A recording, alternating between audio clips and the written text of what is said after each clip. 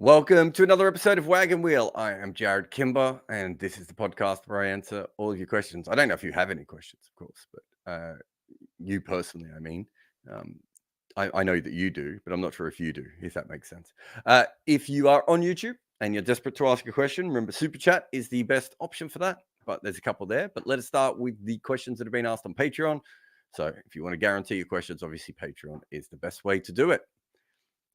Which is what Cam has done. And he says, is it just me or did Australia win the Women's World T20 without actually playing all that well over the tournament? I didn't think they played particularly well in the finals. Actually, I didn't think they batted that well against New Zealand either. And yet they still made a lot of runs. I don't think they played to their maximum, but they don't really have to, I suppose. They could probably play at 85% and win most of the time. So they certainly weren't at their best in the final. And I thought the semi-final, they were a little bit patchier than they normally are. They just have so many options. It's a ridiculous cricket team. You look at the players who are outside of the team, let alone the players that are inside, the flexibility that they have available to them. We've never seen a team with this many different weapons before. You can talk about the consistency and, being the best team over a long run, but just on, that there are no weak spots in any of their teams, and even their backups are really, really strong. So it's certainly from that perspective, just completely different to everything else that we've ever seen before. So um, yeah, it's really good. They're a really good team. You're a ridiculous team, all things considered. We got next here. Penn says, should the batting team be able to decline the extra ball from a no ball or wide in tests? Batting for a draw, you don't want the extra balls. Set batter with the tail. Yeah, we've covered this before, actually, Ben. I'm pretty sure on this podcast, but if not, I've certainly talked about it before. It is one of those things that doesn't really make any sense. Not the extra ball may be a hindrance to the batting team rather than, an advantage. I think mostly in T20 or one-day cricket, you would say it's an advantage. It's a free hit anyway. But, from that perspective, it does make sense in test crickets on occasions when it wouldn't be. I think it's maybe just something, the way that we've started thinking about cricket recently has changed a little bit. And so this has become a bigger issue for some people. But I agree. I'm trying to remember who asked this. I think it was a lawyer based in America who first asked this question. Was it Noah? I think that's his name. He's probably going to correct me, but I think that's his name. I met him once, but I think he was the one who asked me that question, and it's a very fair one. James says, which test series or 4 or more matches has had the highest percentage of overs bowled by spinners? I did see this question come in, James. I couldn't have a look at it. My first thought would be, is there a 4 test series between Pakistan and India in India that perhaps might have had a high percentage of spinners? Or if there's ever been a 4 test series in Sri Lanka with probably India and Sri Lanka. I can't think of any, but that doesn't mean that there hasn't been one. Those would be the obvious ones, but being that these have been such short tests, that also probably suggests that there's been more spin bowled, a high percentage, I should say. So I didn't get a chance to look at that, but I think it's a very fair one. Actual spin overs, of course, I'm sure there are many series that have had a lot more, but just because that, in the old days, especially in India, tests used to go 5 days. Never again. Christopher says, overseas TV rights seem to be a continuing issue with a lot of series being decided late, especially in India. How big an issue is this becoming in the grand scheme of things? Because it almost seems that these boards are expecting more money than what it's worth. Yeah, this comes back to the thing that I've talked about quite a bit on this show and in my work, which is that these bilateral series, the board is at. This is why it doesn't make any sense. And this is why the boards have ultimately voted themselves out of existence, but also caused a problem with their own relevance, which is that they keep trying to make bilateral things happen. And that is not the best way of doing series like this. It's a terrible idea. It means you're in a position of weakness. It's really, really hard to sell a lot of these things. They get sold at the last minute, and quite often they don't get sold at all because the boards have no power in this situation. Whereas if they're sold all in one go, suddenly the boards have all the power. And they decided not to do that. They wanted bilaterals, and that's why international cricket will probably die. That was its chance, really, to outside of World Cups. That was its which is, to be fair, not bilateral. there might be something in this. That's really where the main problem is. If you're trying to sell one-off series and let's say you are Sri Lanka and you are playing West Indies and you haven't played the West Indies for 4 years, you don't have any strong relationships with any West Indian broadcasters because you haven't sold them any cricket for 4 years. And then they will have a look at it and maybe they want it and maybe they don't. Maybe they're willing not to have it. And you see sometimes just like some of the numbers that is quoted by some boards is ridiculous. It doesn't make any sense. And I know that's certainly something that, I'm not massively involved with rights issues, but I'm aware of them. As in I'm not that far away from them. I'm not that removed from them. TalkSport got the Bangladesh radio rights and we got them on Saturday for a series that was starting on Wednesday. These things should be done a lot better than they currently are. And it is an issue. And yeah, I think it ultimately, Christopher, shows you why the bilateral model certainly doesn't work in modern days. I would say it never worked, but that's, it was fine before we had TV. Satchmo says, what should Australia's bowlers do in the Ashes if the ball goes soft after 25 overs, like it did in England's last home test series? Would a second spinner be an option? I mean, that isn't going to happen, Satchmo. Those balls have been fixed. As far as I'm aware, that's the only time we've ever seen problems with the Duke's balls doing that, unless there's another summer that I've missed, but I don't think so. But as a general rule, if that happens, I think you're going to see the Australian bowler. Well, I'd be shocked if you don't. But I would assume the Australian bowlers will bowl with the keeper up at the stumps a bit more. I think that is certainly one thing they will do. I think they will look to bowl with more 7-2 fields. I think that's something that hasn't been done enough against England so far. If you're going to make them take the risk, make them take the risk. Bowlers wide as the umpires will allow you with a stacked offside field. I think those are the two obvious ones. And then the third one that we haven't seen as much yet is, and I said this the first time England started this style, is if they're going to turn red ball cricket into white ball cricket, fine. The ball's slightly better. Even if it does go soft, it's still slightly better than a white ball. Start bowling white ball lines and lengths to them, right? Start, looking at it from that perspective. And I don't think anyone really got to that level yet. And I think it's a psychological barrier for some of those teams. Aditya says, how would you assess the below par surface of the Indian women's team in knockout game? Below par? Oh, okay. Is it due to the gap in skill between them and teams like Australia and England, or is the reason similar to men's, whereas the enormity of the occasion makes them play conservative cricket? No, I just don't think they're as good as England or Australia women at the moment. I actually think they played well in those games. I would actually be more concerned about how Indian women have played in the round robin games at times than I would be about the knockout game. Look, they're good, but they're not Australia. Australia's obviously on a different level to everyone, but they're not even quite on England's level at the moment. They're probably somewhere between England and South Africa. Me and Raf have just done a podcast that will be out here in a couple of days. I think we think India is probably in that top 3 teams, but for me anyway, I would have them below England on the rankings. If you're just doing it based on what we've seen of over the last couple of years, but they're a very, very good team. I wouldn't be concerned. If the IPL does what the Big Bash did in 4 years' time, I'd be worried if they were losing then. I'm certainly not worried about the Indian women's team losing now. Emran says, what do you think is the best 3-format batter? In my opinion, it's probably Virat Kohli. Do you think he's someone who belongs in an all-time 11 for all 3 formats? I think AB de Villiers is maybe the best of all time. I'm trying to think of what his test batting average is, but I would assume, especially when you factor any wicket kept in Test cricket, I would assume he still has Kohli, but Kohli is going to have him for a much longer period of time, which does matter, of course. It's not quite the Dale Steyn versus Jimmy Anderson argument, but there's a difference in the length of their careers, and also the workload that they had to do. Virat Kohli has to play a lot of cricket, and AB de Villiers did not. But I would argue that AB de Villiers is probably right there next to him for 3 format, and I'm not sure there's anyone else near those two. Is there? I think Rohit would be a little bit of a further step back, but he's not that far away. Warner, I suppose, is the other one, isn't he? Again, and I'm trying to think if there's anyone else I'm missing.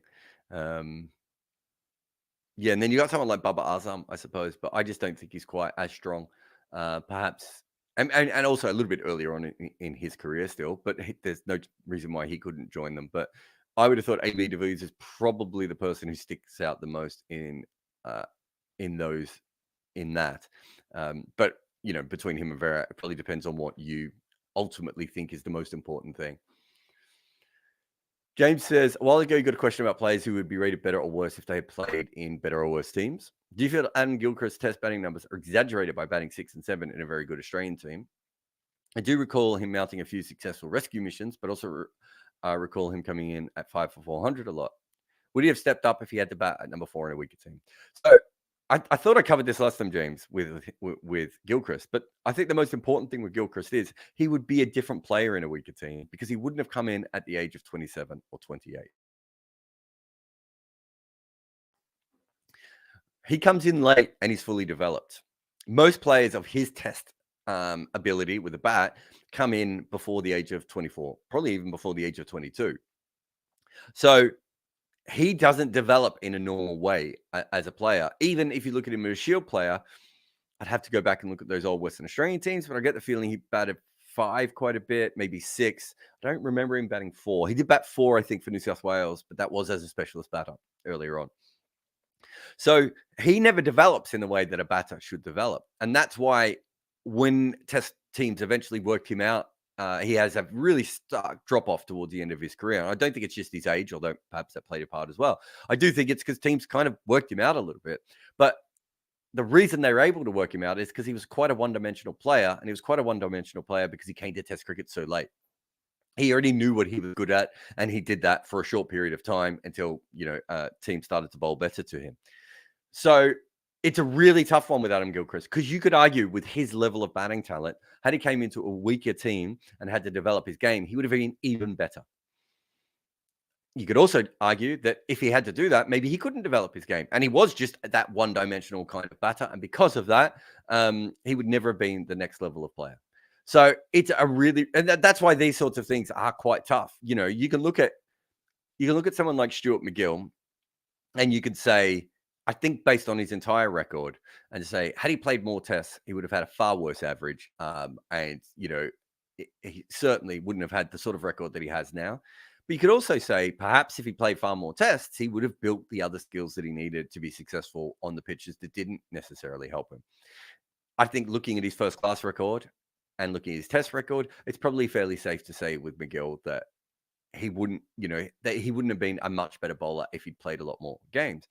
Gilchrist is not as clear because of the whole batting down the order thing. And I think that is tricky. And I do think if he played in another team, he would have had to play slightly differently. I always think he would be attacking. I don't think he would be Gilchrist in the same way that we think about him now. And that's the same with all those different kinds of players. Philip says, love your chat about the run out and non-striker end. If not a man-cad, could it be called a rond, or ronning?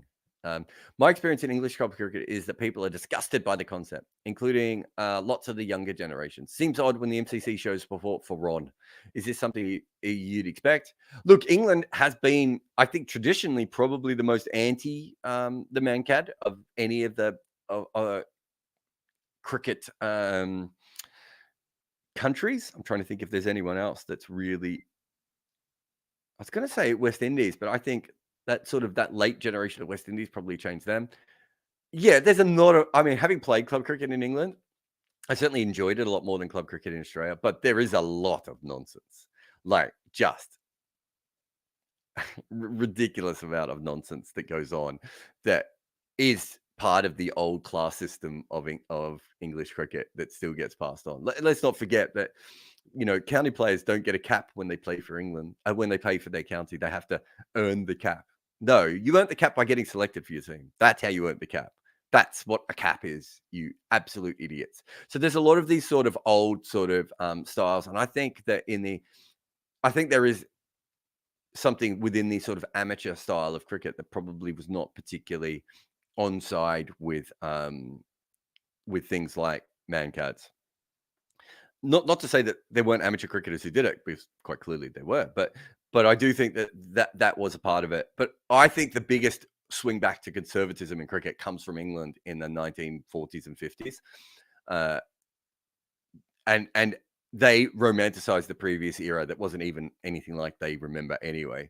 And that is probably where what you're talking about comes from, Philip. But yeah, I wouldn't disagree. You know, it, I would say, and it's really weird what things that countries care about, what countries don't care about.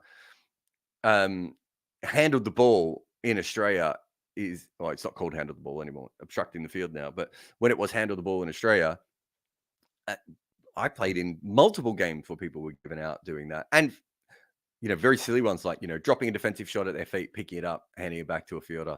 And, if the ball was still moving, the umpire was willing to give them out generally in that situation. Whereas in English cricket, I've appealed for pretty blatant handled the balls.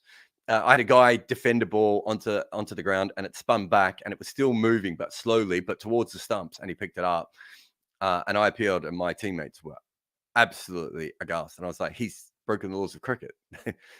It's a dismissal. And they're like, oh, but it wasn't going to stumps. And I said, well, we don't know that because he picked the ball up. we that's what the law says. So I do think there's a few things like that I play within English cricket that are a little bit more towards that old style of conservatism. But yeah, I do think around the world in general, I think there's a lot of younger cricket fans coming through that feel differently about that. Ian says, after an awful first test, was Wagner spell against England on day 5? The second test, one of those form spikes we see in late career players, more often batters. Or do you think he could do a Jimmy, be playing cricket at 40? Yeah, I think it's probably more. I mean, he's still bowling around 128. Although I've got a feeling he was closer to the mid 150s during that spell.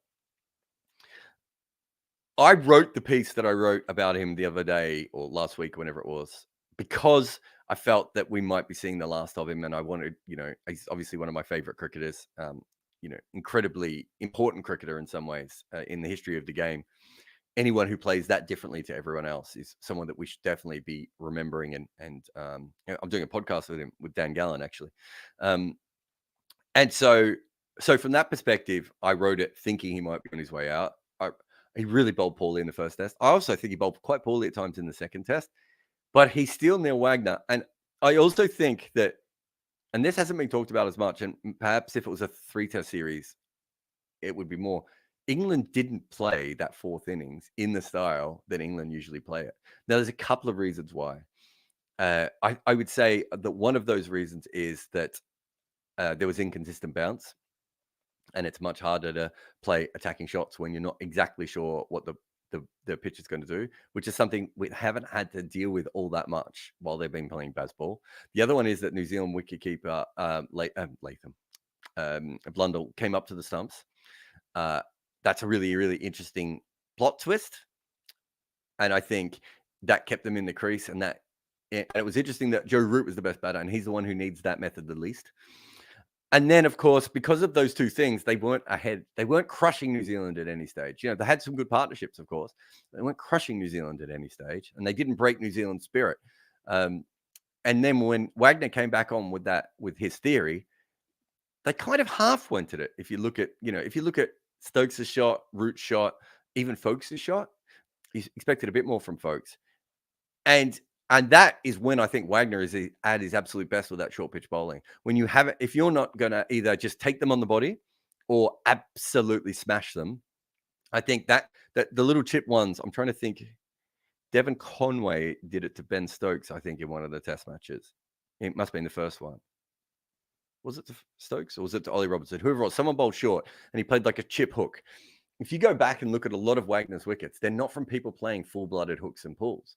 They're from people trying to just knock it around the corner for one. And I think that is not a very natural shot. And it's not something that people practice that often. And I thought that's what England were doing at that stage. But as far as Wagner, if he has slowed down as much as I think he's slowed down, I can't see how he's going to be able to continually be a threat. The only thing I would say is, if he did master the in-swinger again and perhaps, added a wobble ball or something as well, I could see how that, with the occasional short pitch bowling, would keep him around in Test cricket a little bit longer. I thought it was great that he was important at the end of that test, but it hasn't changed my my feeling that he's going to struggle to be a constant threat at his new pace. Patrick says, if you were to design the ideal fifth bowler, what attributes would you give them? Okay, the problem with this, Patrick, is it's a very good question, but you have to know what the other four bowlers are. So that's the first thing with the fifth bowler. So let's say you had three seamers and an off spinner. Your ideal fifth bowler then is probably going to be a left arm finger spinner or a leg spinner, probably a leg spinner. That's not going to be the case if you have a slightly different attack. If your best four bowlers are an off spinner, a left arm finger spinner, a tall fast bowler, and medium fast seam bowler, perhaps you want your fifth bowler to be like an Andre Russell, Ben Stokes, who can bowl 90 miles an hour type of player, which Andre Russell did early in his first class career. It's a tremendous shame that Andre Russell didn't come around 5 or 10 years earlier, because you look at some of the games he played in first class cricket. He was a monster. It would have been fantastically fun to see him play in Test cricket.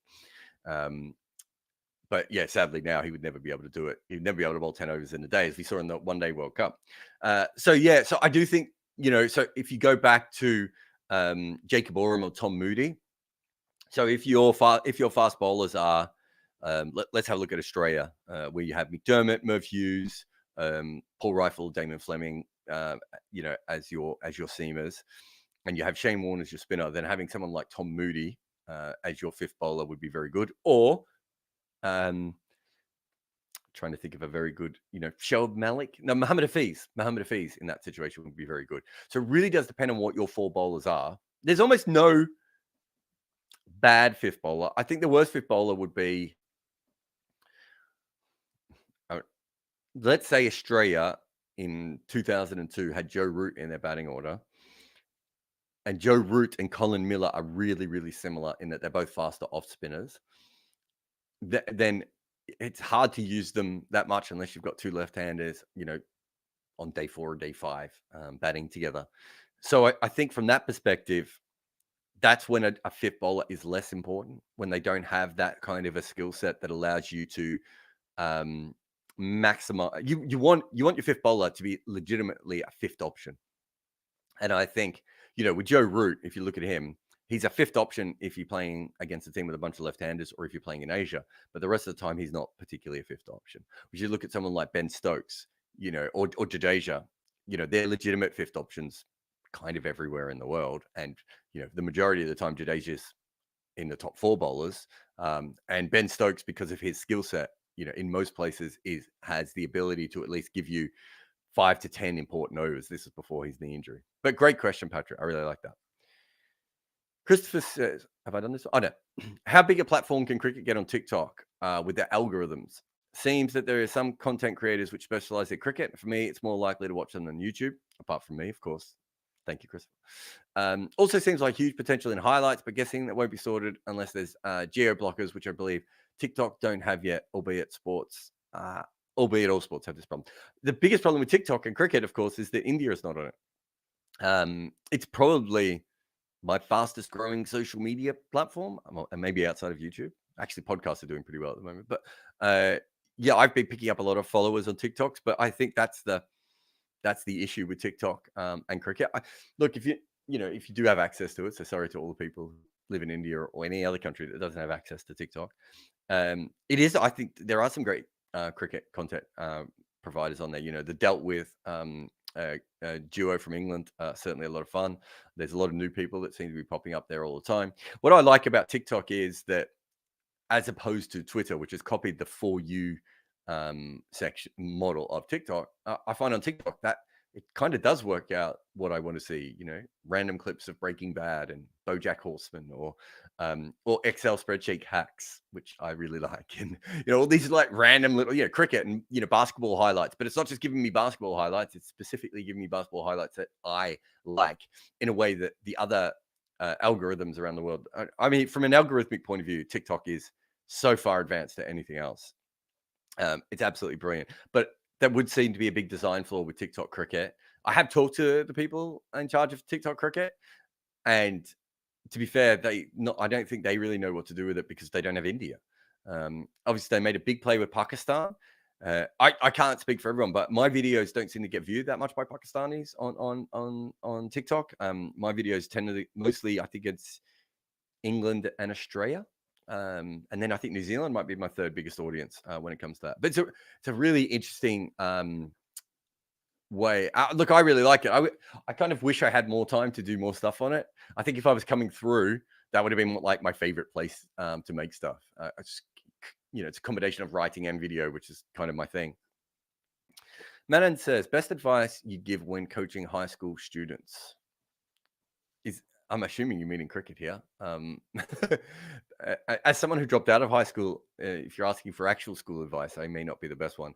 But if you're talking about studies, the best thing I would say is that essentially school is just something to be hacked. All of life, everything that you try and get into, every system that you try and get into, every system that you're inside of already, is just something to be hacked. There is always a hack, a cheat, a way of doing it that makes things go better. So if you're talking about from a student perspective, that's kind of how I run my life. And that's certainly what I wish someone would have told me when I was 15.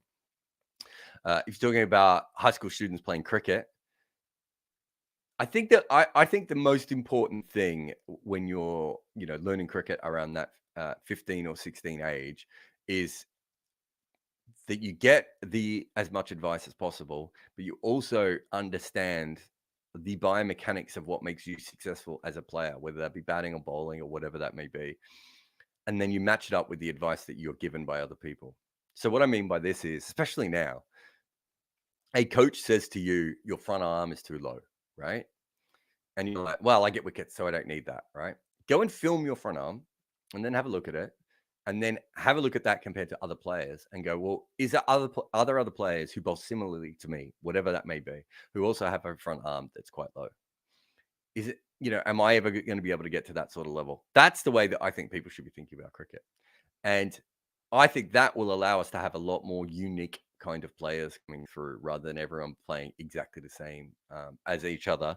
And I think that chances are you are not in the 10 most best players in your country.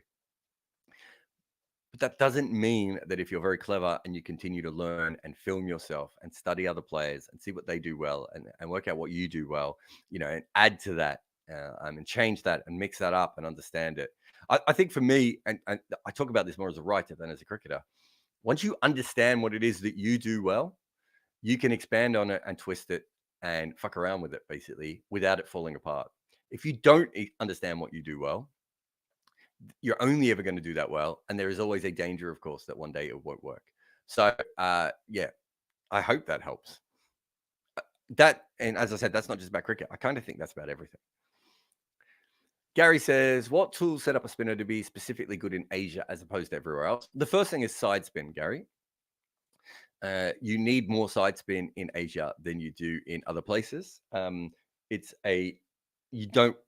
overspin is not as important depending on the pitch. There are some pitches where it is important, but overall side spin is more important than overspin because getting overspin in Asia, you might still not be getting drastically high bounce. So you're still not bringing in maybe the close infielders or, the other kinds of dismissals. So side spin is very important. The other thing is pace. Those pitches spin. Most pitches in Asia are going to give you some assistance off the straight, but if you bowl slowly on them, they can cause you problems because the players can adapt. And Asian players are just more used to playing spin, so there's absolutely no doubt from that perspective that they have a big advantage over you. So the ability to match, moving the ball off the square or off the straight, I should say, at a pace would seem to be a fairly, fairly important thing. Whereas there are other things that are important about spin bowling, perhaps in other places. And it's not that Asian spinners don't have those as well, of course. Someone like Ashwin is a bowler who can bowl anywhere. And he's going to be Rangana Harath and Ashwin are two bowlers who on the flattest pitch anywhere are still going to make batters think. They're still going to test batters in different ways. But the very basic skills, there are many more, in Sri Lanka and India, a lot more spinners who maybe don't have those kinds of skills, but they do have the ability to bowl at a fairly swift pace and put revs on the ball on the side of the ball, which means that they're maximizing their ability to spin the ball. and especially if you're bowling faster, that's even more important. Whereas outside of Asia, in England, you would almost say that one of the most important things is probably drift. I always thought that was one thing that Graham Swan was absolutely brilliant at, that perhaps someone like Monty Panesar was not. The ability to drift the ball in the air. We saw Shane Warne in England, for instance, do that sort of stuff. South Africa, we almost have to take South Africa out of the equation because spin is changing so quickly in South Africa. I'm not even sure what the main skill you would need there at the moment is. Australia, obviously, has tended to be bounce.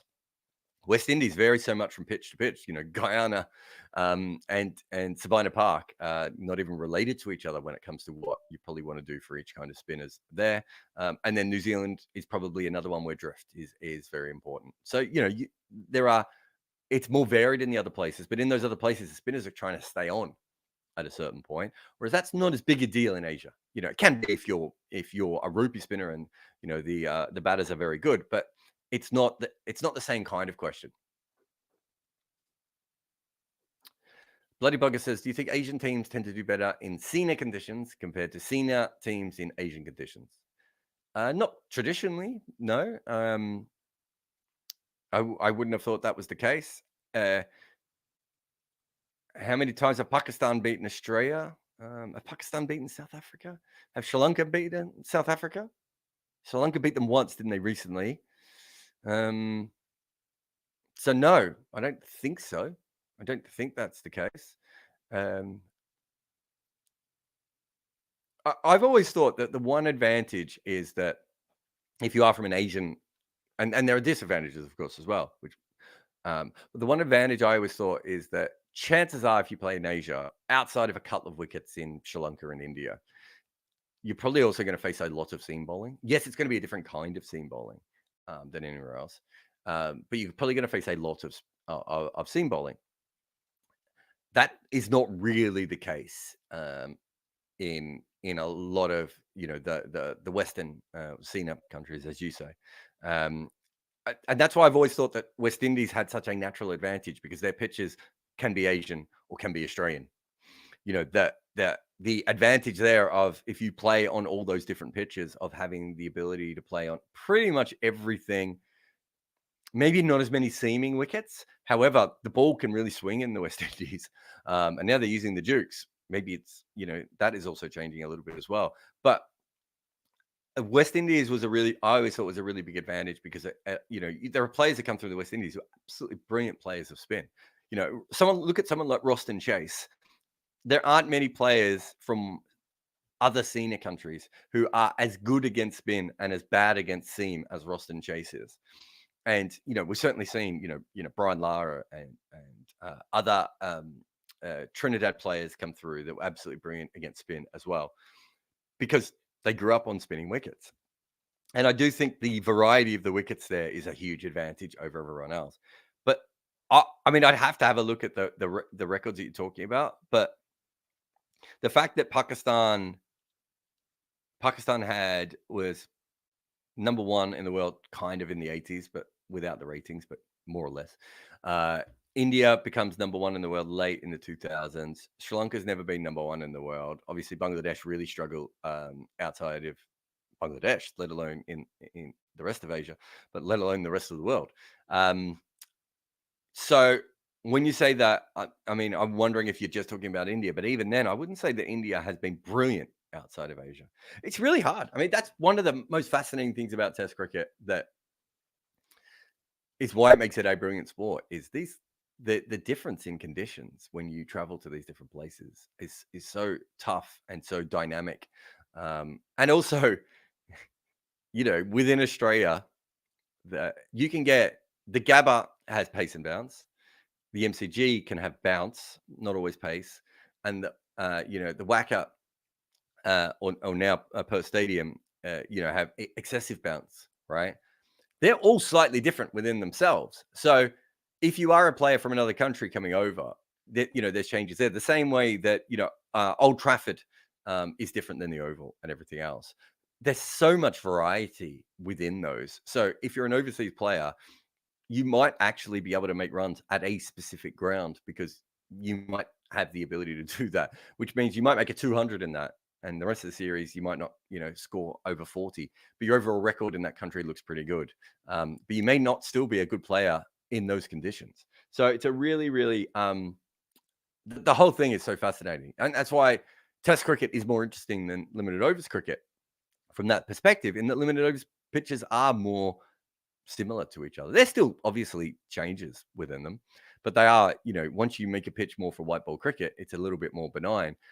And I've said this before, I would assume T20 cricket, eventually we will have hybrid wickets, and then the next step will probably be having synthetic wickets. We may never get to synthetic wickets, but there's a very big chance that we will, which would make Test cricket and first-class cricket even more of an outlier at that stage. All right, well, that's everyone on Patreon. I'm going to take a short break and have a look at what is in the room, if I can find where the ad is. You're watching, you're listening, you're generally in the area of Wagon Wheel with Jarrod Kimber. There is something wrong in the cricket world, and while it may not be a conspiracy, there does seem to be a movement towards leaving more grass on the wicket, and thusly, the global batting average has dropped. If a similar thing has happened to you in your personal life, try Manscaped. Their Lawnmower 4.0 will help you trim any unwanted pubic grass. And once your downstairs track is taken care of, you can also use Manscaped's liquid formulations. So before heading outside, use the Crop Preserver Ball Deodorant to stay cool in the heat. And if you've been playing too many games recently and you need some help with your strip, why don't you go and get their Crop Reviver? I think I may possibly have taken all of this analogy too far. But the point is, Manscaped sells items that allow you to shave your pubic itch pitch. Use the code REDINKA, all one word, which is the name of my podcast, and you can get a 20% discount and free worldwide shipping while you curate your special strip like a team of sweaty men hoping it doesn't rain.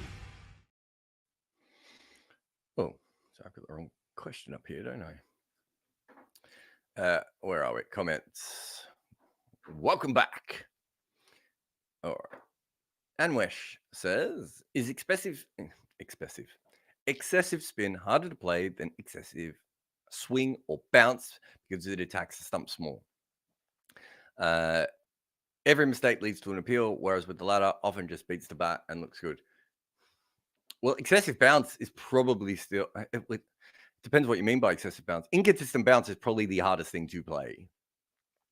Because if you're either in danger physically or your stumps are in danger. If you can't trust that the actual surface is playing fair, that's probably the hardest thing to face. Excessive swing is, I would say, easier to face than excessive spin. And the reason I would say that is you can see it swing out of the hand. So you can at least be ready for it a little bit. And it's tough, but I wouldn't think it is more tough than anything else. Also, swing is the hardest thing to be accurate with, right? Because you don't really control how much the ball swings. And we know that there are certain angles where the ball stops swinging, for instance. Otherwise, every outswing bowler in the world would aim the ball at leg stump and try and hit the top of off, right? And that's a very rare ball for anyone to ever bowl. So I would say that spin is better than, harder to play than that. I would still think that excessive seam is at least on a level of spin, especially if you're bowling it on a length that can hit the stumps. Just because of the pace aspect of it, of how quickly it happens. You can't really react to which way the ball is going to go off the seam, how much it's going to go, and anything else. The other thing with excessive spin is you do have the ability to get outside the line easier and to use your feet easier and to play the sweep shot, all of which you can't do against excessive seam.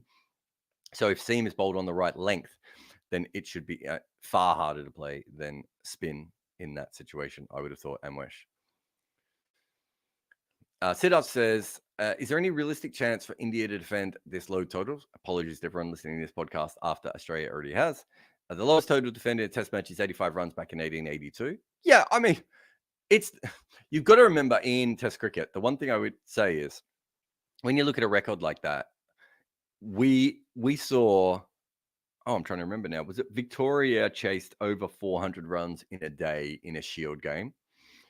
And someone else chased over 500 runs in a Shield game. Ali Brown made over 200. Was this in a 40 over game or a 50 over game? Well before anyone else did. there's a lot more domestic cricket played, and when you look at domestic cricket, things like I think you'll find that there's teams who have defended low totals before, and there are teams who have done everything. So I always look at if something has never been done in domestic cricket, I'd be willing to say, yeah, chances are this won't happen.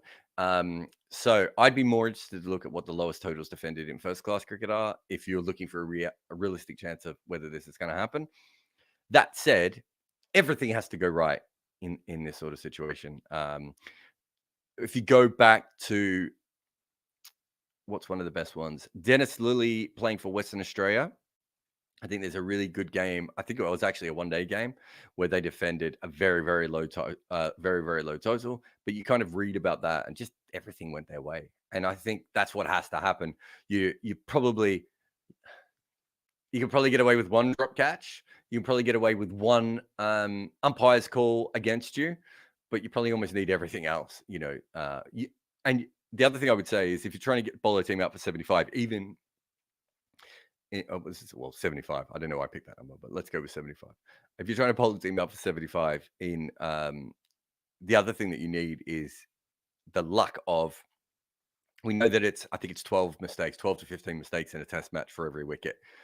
You're going to need a lot fewer mistakes of that, right? Because the reason that these totals get defended so much is one player can swing and score 20 to 25 runs, and it changes everything, so drastically. This is probably going to be out of date, and they probably won't do it. But that's why, if you open with Travis Head and Mitchell Starc, it means that Jadeja or Akshar is going to have to bowl to left-handers, allegedly, unless Ashwin gets them out, or the seam bowlers, and then Head can go after the seam bowlers, and Starc can go after the spinners. One of them comes off, even 3 boundaries, it's a huge percentage of the, more than 10% of the, 15%, depending on what the boundaries are, I suppose, of the total disappearing, straight away. So from that perspective, that is why it is so hard to defend that, but it is defendable. It's funny, actually. I think India's odds are 14-1. I think someone sent me that. I didn't look at it myself, but I think a friend sent me that, and he was saying, what percentage of the time would you expect India to be able to defend this against this Australian team? And he was saying probably 20% of the time, which I thought was a bit high, but I can understand that. I don't think it's that crazy to think that India can bowl Australia out for less than 100. I thought they bowled really poorly in the first innings, by the way, too. So if they bowled better, it'd be really interesting. But the problem is that now Australia have the ability of that 25-run slogger can make such a huge difference to this chase. And that's the problem for India. There's no second chances. DM95 says, how do we end up with 2 different stats, both called strike rate? Well, we have 2 different stats, both called average as well. Would it make sense that it was either balls per wicket or balls per run? Yeah, I mean, there's, as I said, we have average for batters and bowlers as well. So you're right. The other one is more egregious. We usually call it bowling strike rate, though, don't we? Or when we're talking about bowlers, we kind of assume people get it. But yeah, it's not ideal. But then again, neither is almost everything in cricket. Anvit says, why did India delay Akshar Patel? He's the second highest run getter and probably the most informed batter of the series. This is a really important thing. I think I did a video on this, but maybe it was one of the mood boards early on. I can't remember now. Akshar Patel is not the second best batter that India has in this series.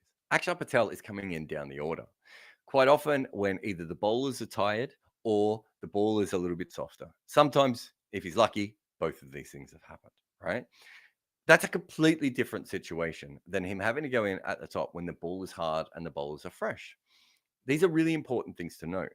There's a reason why you sometimes get series where tailenders do this. If Akshar Patel was the second best batter in that lineup, they would actually put him up the order. If they legitimately thought that, there would be no reason for that. You could also use him as a pinch hitter. I've got no problems with that. And, I've just advocated for Mitchell Starc doing it. But you've got to remember that there is a reason why lower order players make runs in those situations. And it's generally because it's easier. I talked to Mark Butcher years ago, and so he opened the batting, and he batted first drop.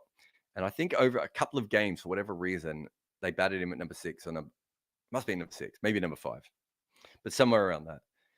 And I remember him just explaining it to me and just looking at me like, in that way that people sort of open their eyes that little bit wider so that you have to believe them. Where he's just like, Jarrod, you have no idea how much easier it is to bat in the middle order than anywhere else, right? And that gets easier when you get to 6, 7, 8, 9. That's why. That's the difference. And quite often you see tail enders. We know that tail enders aren't as good. If we know if tail enders open the batting, the vast majority of them would average far less than they currently do, unless their edges flew for boundaries more often. And we've seen the amount of times that tail enders struggle against the second new ball for that exact same reason, right? And then you factor in fresh bowlers and also planning.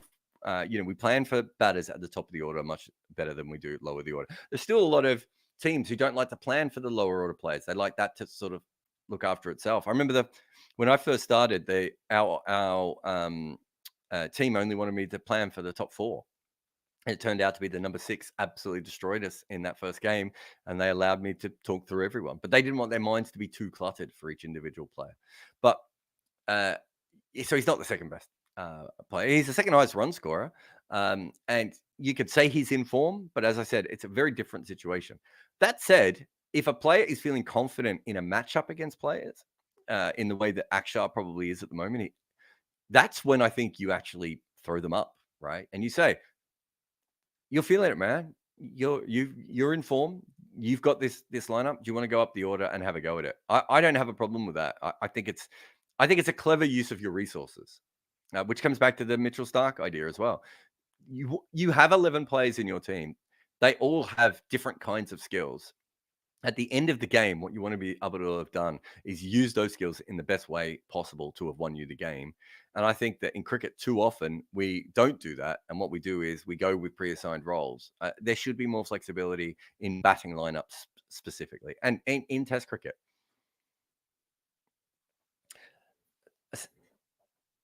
Satya says, how do you evaluate the quality of domestic cricket structures? I hear 99.94 talk about the declining standards of their domestic T20 and first-class games. Pakistan domestic may also change with new administrations. It's tough because it doesn't always correlate with how your international team is doing. Like, for instance, if you talk to people around the world who were playing in county cricket, they were saying that county cricket was getting stronger and stronger and stronger at the same time that no one in England could make any runs.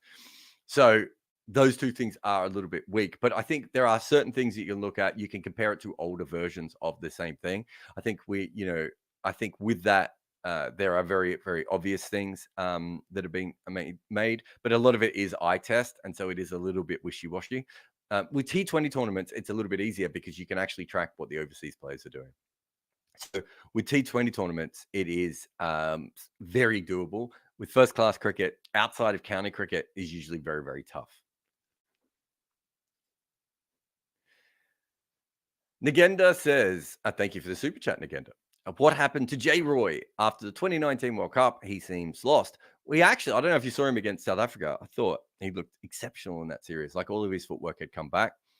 This is my theory, and it's probably worth a video. And I can't remember who I was talking to.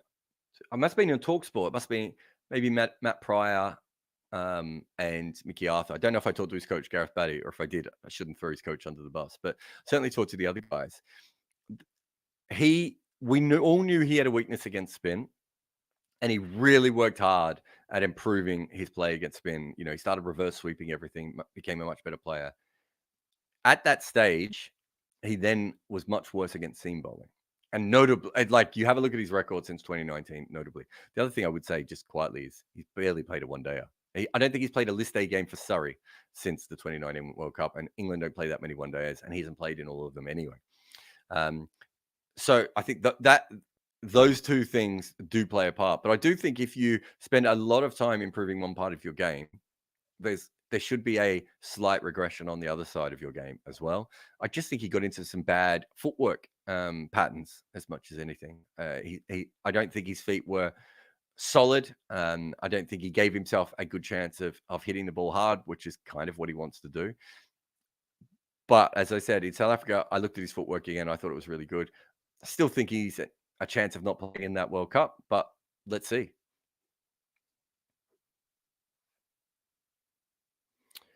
Vemo says, I feel Sam's is too emotional and negative on 99.94. Okay. You don't agree with someone's opinion? I mean, what would you like me to do? He's frustrated. People get frustrated and they speak. Yeah, I don't really know what to do with that one. But thank you for the super chat, Vemasab. Arian says, could the England white ball team have better used Rashid's batting? I feel like it's a waste at times to bat him at 11, given his obvious talent. I don't think he's batted at 11 that much, Arian. He's batted at 10 a bit. But I think when he was batting at 10, they had Liam Plunkett ahead of him in the order. Trying to think if Wokes ever batted at 9. He probably didn't, did he? So I wouldn't have thought that he would have done that much from that perspective. So I have thought that Al Rashid, I probably think this was Rashid Khan, and there's someone else I think this was as well. Forgotten their name, but maybe Rashid Khan's changed a little bit of the last couple of years. But I thought certainly early Rashid Khan, and certainly think this with Adil Rashid, is that there's a bit of chaos in their batting, but they are not particularly set up to hit 4s and 6s with all the fielders out. And so the best time to use them is probably in the power play, because they hit the ball to weird areas, they swing in difficult ways, and it's really, really interesting to see how you bowl to them and how you handle it. But there is a reason why pinch hitters are not used, and that's because pinch hitters, if you were that good, you would already be batting up the order, and they usually have weaknesses, and it doesn't take long for the opposition to work out those weaknesses. And quite often, pinch hitters don't work because of the amount of dot balls that happen, because the balls aren't being put in the areas that they want. It still can cause some chaos, though, because you might have to use a bowler out of rotation that you didn't want to use. So it still does have that impact. But with Adil Rashid, I'm not sure there are any players in the batting order of England that he should be batting ahead of. He certainly wasn't a better player than Plunkett or Willie. Wokes and Curran are vastly superior to him. Moeen Ali as well. So, Liam Dawson, Samit Patel, all those guys that have come in and been all-rounders are much stronger batters than him. Could they have used him in the way that I'm talking about, Aaron? Perhaps at times. I think that's probably beyond him now. I think he was supposed to play for the Melbourne Stars one when I was working for them. There was a potential that he was going to play. Well, was he going to come over to... No, he wasn't going to play CPL. So it must have been the Stars.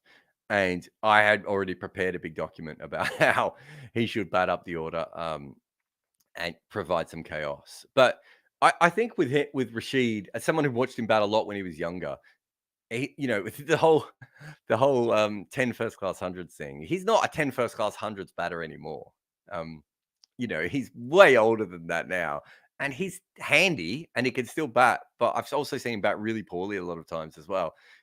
He's an above average number 9, which is fair. I'm not sure he's a great number 8 though anymore. When he was younger, certainly, and I think England let a talent like him absolutely waste away, and they could have developed his batting as well. I think for Yorkshire, Goffey used to bat him at 6, and you could certainly, for England, could have batted at 7 and 8 and completely changed their lineup from that perspective. So I do think that there was a problem there, but now I think he's probably number 9 is a more than fine position for him to bat in. I'd be shocked if I know he played well the other day, but I'd be shocked if he consistently does that. When I see him get runs now, I kind of feel that they're a little bit more lucky than when he was younger and he had a little bit more skills. And I don't know how old he is, but I'll tell you a fun story. When Brad Hogg played for Australia in 2012, and I was talking to George Bailey, and I was like, "What are you doing batting Brad Hogg at number 11?" For those who don't know, Brad Hogg started his career as a first-class batter. Batted number 6 for Western Australia. Eventually, the spin bowling came on much later on. And so I'm saying to Bales, what are you doing? I bat him up the order. And he said, Jarrod, he's 42. He could bat when he was, 32. Now he he can barely do it. And you got to remember, if you're not a frontline batter, which Hoggy wasn't, he was he was a fringe first class batter when he was very young. Certainly wasn't that when he was probably by the age of 30. If you're a fringe frontline batter, which Amol Desai and I have done a really interesting thing on this, your batting is going to fall off the cliff a lot quicker. And so I would say with Adil Rashid, batting him at number 9 is probably almost a perfect position, because it means you get a very good number 9. But if you did push him up the order, I'm not sure you'd get it. But historically, I mean, I would say England wasted Adil Rashid. I went to the game in 2009. I think he smashed Australia around for 20 or 30 odd, bowled really well, took a couple of wickets, was man of the match. 2 games later, he was out of the team, and he barely played. I'm still upset that they picked Graham Swan over him. And I was wrong. Graham Swan was clearly the better spinner than him. But some of the stuff that was said about Adil Rashid, I mean, there was definitely a racial connotation to some of it, but also some of it was just nonsense.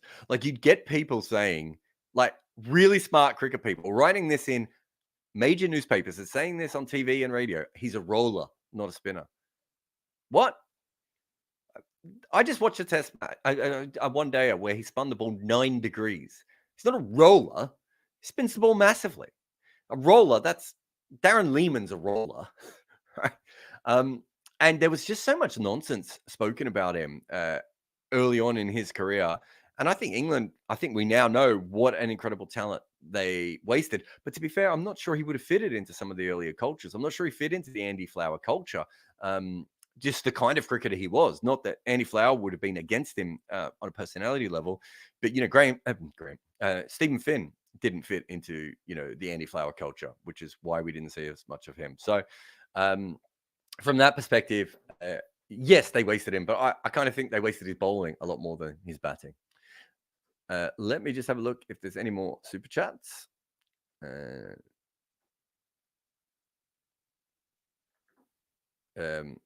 And there seems to be a spammer who just keeps asking about Grade Cricketer. When's your collab with Grade Cricketer? I think I was on Grade Cricketer's podcast 10 years ago. There's my collab. I'm sure I'll be on it again one day, and I'm sure I'll get Higo or Sam on my podcast at one stage as well. Higo's got some great opinions about how left-handers ruin cricket. I should get him on one day to have a chat with him about that. But they're great. But no, I'm not looking at. I just go through my phone really and send messages to people when I've seen an article that they've written of recent times. But yeah, I think we'll call it there. Huge thanks to everyone for the questions again. We have a really good Ravage Asia videos coming up shortly. Might be changing around some of the podcasts and everything else, but there's heaps of content coming up on the YouTube, and follow us everywhere else that you want to. Oh wait, is that like a last minute super chat? Ecount says, if machines with humo biomechanics had a match, which format would you want to see? Oh, if machines with human biomechanics had a match, which format would you want to see, and how do you think it'd play out?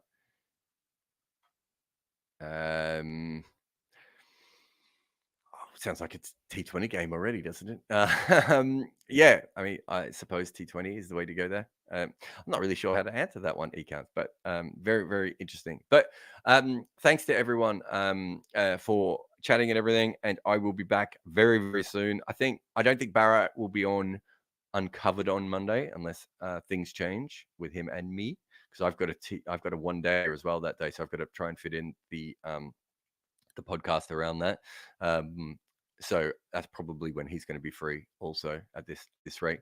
But plenty of stuff happening behind the scenes, and we'll be trying to get that out. Remember, follow Bodyline T-shirts.